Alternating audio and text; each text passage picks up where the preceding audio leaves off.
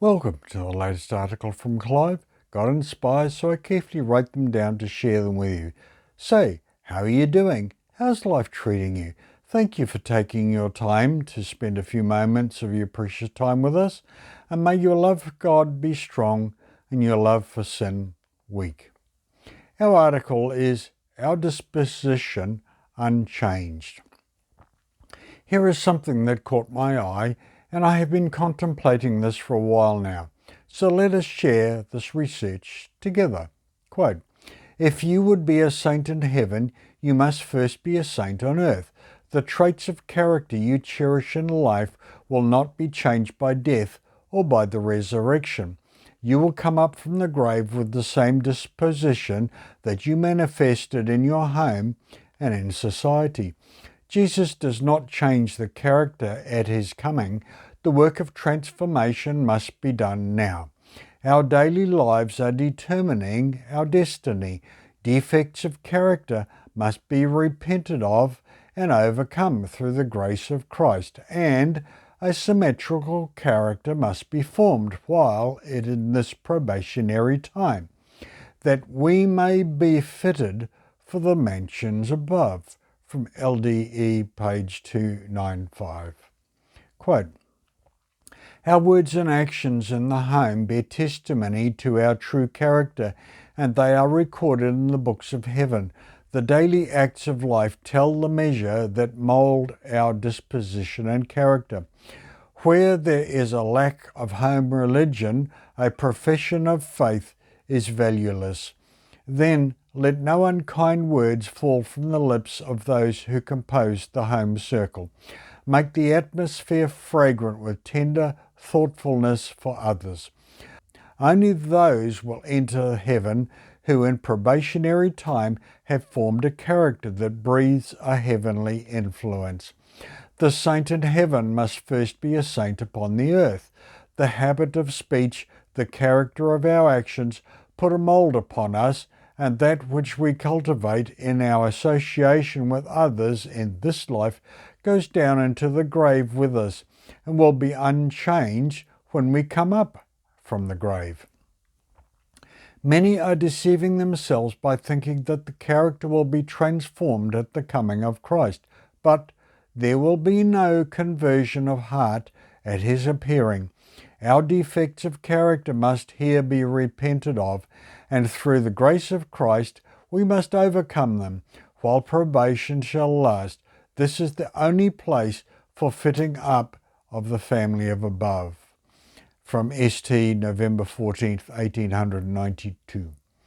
Quote, "Those that overcome the world, the flesh, and the devil will be favoured ones, who will receive the seal of the living God.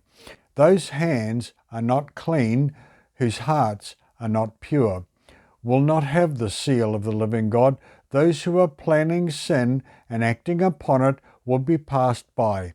Only those who, in their attitude before God, are filling the position of those who are repenting and confessing their sins in the great antitypical Day of Atonement, will be recognized and marked as worthy of God's protection. The names of those who are steadfastly looking and waiting and watching for the appearing of their Saviour more earnestly and wishfully than they who wait for the morning, will be numbered with those who are sealed.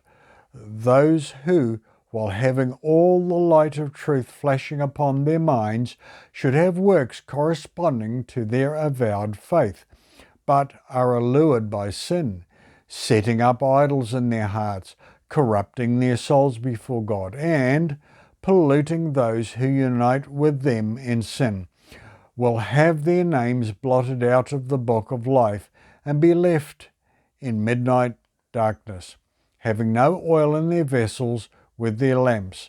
Unto you that fear my name shall the Son of Righteousness arise with healing in his wings. There is a heaven before us, a crown of life to win, but the overcomer only is given the reward. He who gains heaven must be clothed with the robe of righteousness. Every man that hath this hope in him purifieth himself even as he is pure. In the character of Christ there is no discord of any kind, and this must be our experience. Our lives must be controlled by the principles that control his life. From HVN 90 and 91. Quote from Matthew 25, 1-12. Hope for the Laodiceans. And they also quote Revelation 3:15-17. Yet the case of those who are rebuked, it is not a hopeless one. It is not beyond the power of the great mediator. He says, I counsel thee to buy of me gold, tried in the fire, that thou mayest be rich, and white raiment, that thou mayest be clothed, and that the shame of thy nakedness do not appear, and anoint thine eyes with eye salve, that thou mayest see. Though the professed followers of Christ are in a deplorable condition, they are not yet in so desperate a strait as were the foolish virgins whose lamps were going out, and there was no time in which to replenish their vessels with oil. When the bridegroom came, those that were ready went in with him unto the wedding. But when the foolish virgins came, the door was shut, and they were too late to obtain an entrance. But the counsel of the true witness does not represent those who are lukewarm as in a hopeless case. There is yet a chance to remedy their state. And the Laodicean message is full of encouragement, for the backslidden church may yet buy the gold of faith and love, may yet have the white robe of the righteousness of Christ, that the shame of their nakedness need not appear. Purity of heart, purity of motives may yet characterize those who are half-hearted and those who are serving God and mammon. They may yet wash their robes of character and make them white in the blood of the Lamb. From 7 BC, page 966. Dear friend, we are all being challenged to lift the game, to step up even higher, to run with patience the race that is set before us, and all the list of other encouragements that we hear. But we really need, right now, to actively act upon them, and to turn back the tide of wickedness and complacently that washes around us and often finds its way into our lives. Like a boat, we need to aggressively pump out that which leaks in, and then to plug up the leaks so that they will not cause us any more grief. As you now have obtained purity of life and no more any sin within or leaks, are you forming a heavenly character? For soon it will be forever fixed. Revelation 22:11.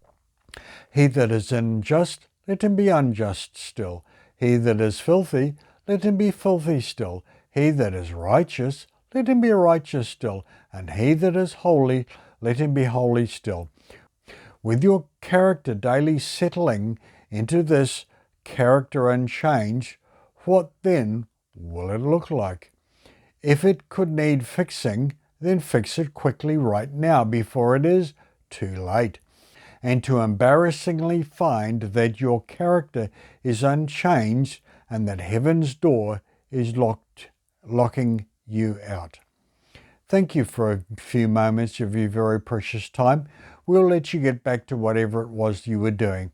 It is a pleasure to share this article with you, and we look forward to meeting you again in the next one. Thank you for watching. Thank you for sharing this with friends and family. We'll see you on the next one. Till then, please stay safe.